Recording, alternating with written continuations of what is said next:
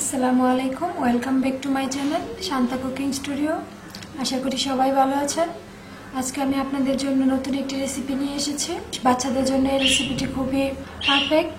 তাহলে চলুন দেখে নেই এই রেসিপিটি তৈরি করতে কী কী উপকরণ লাগছে। নিয়েছি ডিম, সবুজ ক্যাপসিকাম নিয়েছি 2 টেবিল চামচ, লাল ক্যাপসিকাম নিয়েছি 2 টেবিল চামচ, 2 টেবিল চামচ পেঁয়াজ পাতা কুচি, একটি পেঁয়াজ কুচি ও ধনেপাতা কুচি।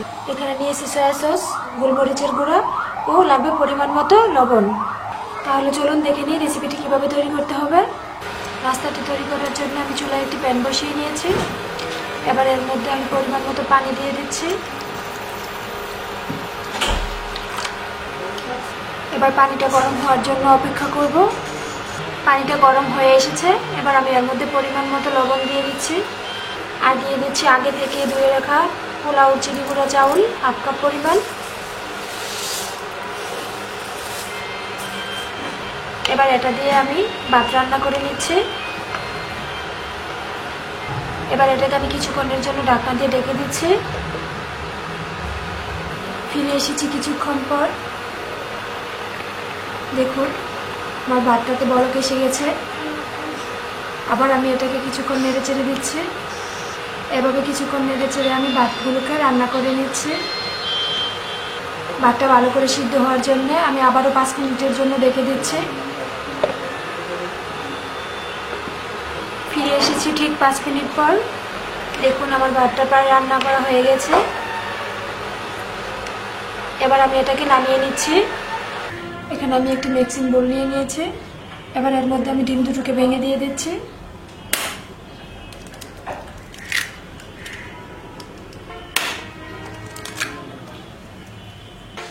এবার ডিম দুটো ভালো করে ফেটিয়ে নিচ্ছে।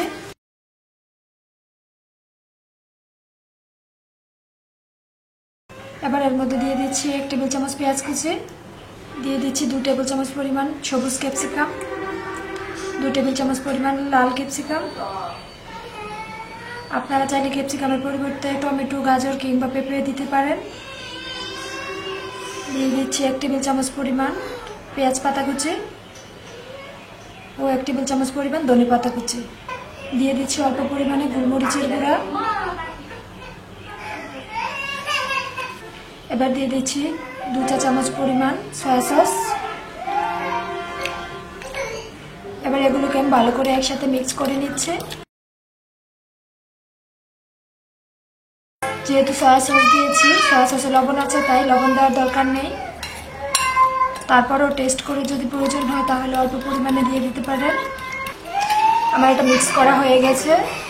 এবার আমি এর মধ্যে যে চিনি গুঁড়া চাউলের ভাত রান্না করে রেখেছিলাম 4 টেবিল চামচ ভাত দিয়ে দিচ্ছি।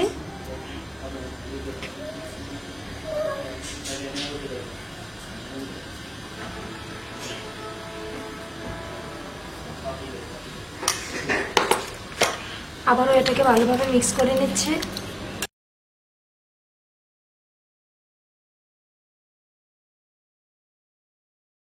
মিক্স করা হয়ে গেছে। তাহলে চলুন পরবর্তী স্টেপে চলে যাই। তেলটাকে খুব গরম করা যাবে না, অল্প গরমেই এই অমলেটটাকে দিয়ে দিতে হবে। এবার আমি দিয়ে দিচ্ছি। এবার এটাকে চামচের সাহায্যে এভাবে গুল করে দিতে হবে।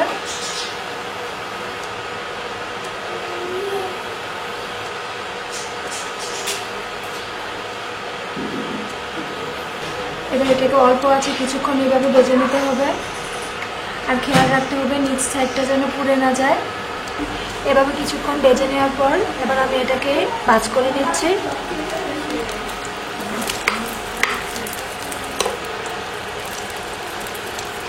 এভাবে এটাকে আস্তে আস্তে খুব লো আছে ভেজে নিতে হবে। আমি এটাকে আবারও উল্টিয়ে দিচ্ছি। খেয়াল রাখতে হবে যেন ভেঙে না যায়। আমি এটাকে আবারও উল্টিয়ে দিয়েছি। এভাবে আমি এটাকে আরও কিছুক্ষণ ভেজে নিচ্ছি। দেখুন ভাজা হয়ে গেছে আমার ডিমের এই অমলেটটি। এবার আমি এটাকে নামিয়ে নিচ্ছি। বন্ধুরা, ভাজা হয়ে গেছে আমার এই রাইস অমলেটটি। তাহলে চলুন এটাকে আবার কেটে দেখিয়ে দিচ্ছি।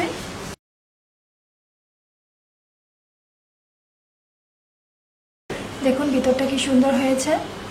বিশ্বের অন্যান্য দেশে এই রাইস অমলেটটি অন্যভাবে তৈরি করলো, আমি আপনাদের জন্য সহজভাবে এই অমলেটটি তৈরি করে দেখিয়ে দিয়েছি। আমার বাচ্চা এই অমলেটটি খুব পছন্দ করে, আশা করি আপনার বাচ্চারাও খুব পছন্দ করবে। অবশ্যই বাসায় এটি ট্রাই করবেন, আর আমার রেসিপি ফলো করে যদি আপনারা এটি ট্রাই করেন তাহলে অবশ্যই এরকম পারফেক্টভাবে তৈরি করতে পারবেন। আর বড়রাও অফিসের জন্য ঝটপট করে এই নাস্তাটি তৈরি করে নিয়ে যেতে পারেন।